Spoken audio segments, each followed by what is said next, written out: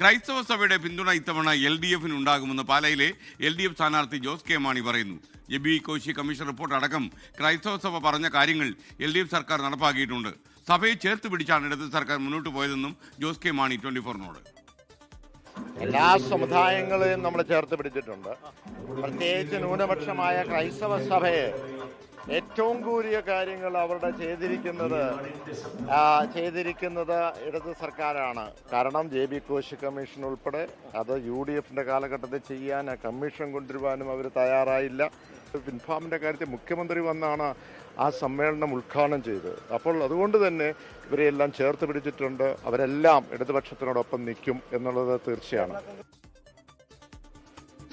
Toby Johnson കോട്ടയത്ത് നിന്ന് വിവരങ്ങളുമായി ചേരുന്നു. ടോബി, ജോസ് കെ മാണി പറയാതെ പറയുന്ന കാര്യങ്ങൾ എന്തൊക്കെയാണ് ഈ തെരഞ്ഞെടുപ്പിൽ? Good morning SKN. എന്തായാലും ഈ പാലായിൽ അതിശക്തമായിട്ടുള്ള പോരാട്ടമാണ് നടക്കുന്നത്. ഒപ്പം തന്നെ ക്രൈസ്തവ സഭയുടെ പിന്തുണ ആർക്കാണ്, ഏത് മുന്നണിക്ക് എന്നുള്ള ചോദ്യത്തിന് ഇപ്പോഴും ഒരു ഉത്തരമായിട്ടില്ല.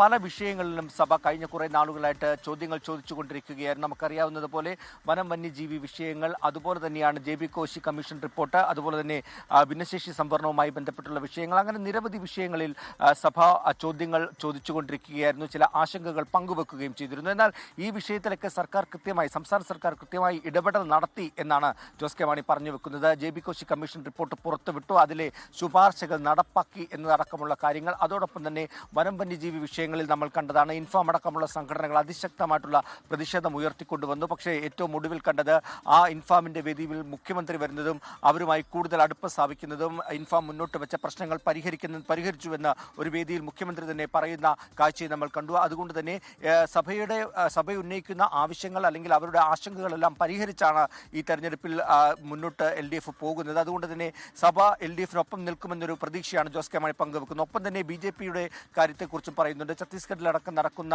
ആ ഒരു കാര്യങ്ങൾ, അതോടൊപ്പം തന്നെ കേന്ദ്ര സർക്കാർ ഈ ന്യൂനപക്ഷങ്ങൾക്ക് വേണ്ടി ചെയ്യുന്ന കാര്യങ്ങൾ അവരെ അകറ്റി നിർത്തുകയാണ്, പല കാര്യങ്ങളിൽ നിന്നുമുള്ള ഒരു ആരോപണം കൂടി ജോസ് കെ മാണി മുന്നോട്ട് വെക്കുന്നുണ്ട്. എന്തായാലും ഈ ക്രൈസ്തവ സഭ പ്രത്യേകിച്ച് മധ്യ കേരളത്തിലെ നിർണായകമായ സ്വാധീനമായി മാറാനുള്ള ഒരു സാഹചര്യത്തിൽ ക്രൈസ്തവ സഭയുടെ തീരുമാനങ്ങൾ എന്താകും ഈ തെരഞ്ഞെടുപ്പിൽ എന്നുള്ളതാണ് എല്ലാ മുന്നണികളെയും ഒരുപോലെ ആശങ്കയിലാക്കുന്നത്. എന്തായാലും ഇപ്പോൾ LDF പറയുന്നത്, അല്ലെങ്കിൽ ജോസ് കെ മാണി കേരള കോൺഗ്രസ് പറയുന്നത് അവർക്കൊപ്പം ഉണ്ടാകും. ജോസഫ് വിഭാഗത്തെക്കുറിച്ചുള്ള ഒരു വിമർശനം കൂടി അദ്ദേഹം മുന്നോട്ട് വെക്കുന്നുണ്ട്.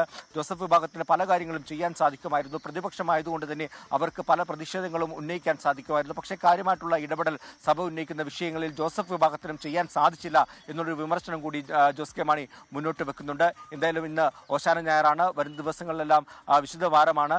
ആ ഒരു സാഹചര്യത്തിൽ ഈ എഞ്ചിനീയറിംഗ് പരീക്ഷ അടക്കം കേന്ദ്ര സർക്കാർ നടപ്പാക്കുന്നതിലുള്ള ഒരു പ്രതിഷേധം കൂടി അദ്ദേഹം മുന്നോട്ട് വെച്ചിട്ടുണ്ട്. SKN.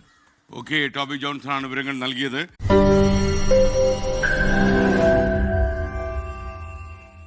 ലോകത്തെവിടെയായാലും ഏത് സമയത്തും 24 വാർത്തകളും ഓഗ്മെന്റഡ് റിയാലിറ്റി പാക്കേജുകളും എക്സ്പ്ലെയിനറുകളും വിശദമായി കാണാൻ ഞങ്ങളുടെ YouTube ചാനൽ നിങ്ങൾക്ക് സബ്സ്ക്രൈബ് ചെയ്യാം.